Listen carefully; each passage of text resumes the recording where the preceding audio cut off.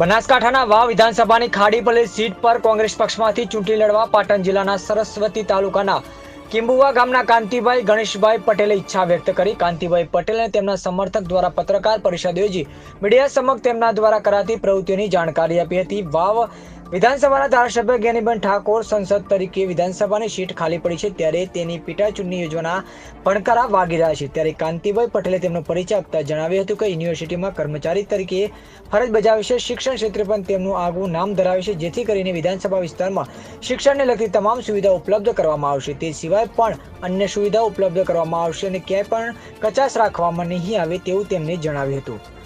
Reporter Nikhil Joshi, Patan. Patel Kantibhai Ganeshbhai, કિંબુવા ગામ અને સરસ્વતી તાલુકો, પાટણ જિલ્લો, અને હું કિંબુવા ગામનો વતની છું અને મારે અહીંયા હું કોંગ્રેસમાં અને કાયમથી જોડાયેલો છું અને અહીંયા સક્રિય છું અને એના માટે આપણે કોંગ્રેસમાં આગળ વધવા માટે હું કોશિશ કરી રહ્યો છું। હું કોંગ્રેસ પક્ષમાં 20-25 સાલથી જોડાયેલો છું અને એમાં મહેનત કરું છું અને સાથે રહું છું।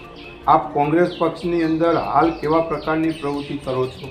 હાલ કોંગ્રેસની અંદર આપણે બધી જાતની પ્રવૃત્તિ કરીના માર્ગદર્શન પ્રમાણે આપણે કામ કરીએ છીએ અને એમનું જે દબાવમાં જવાનું હોય, જબરી જગ્યાએ જવાનું હોય તો આપણે જઈએ છીએ।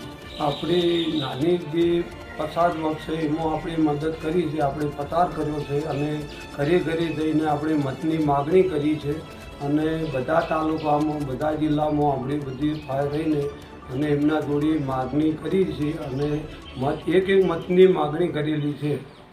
આપ વાવ વિધાનસભાની ચૂંટણીમાં ઝંપલાવવા માગો છો તે બાબતે જણાવશો?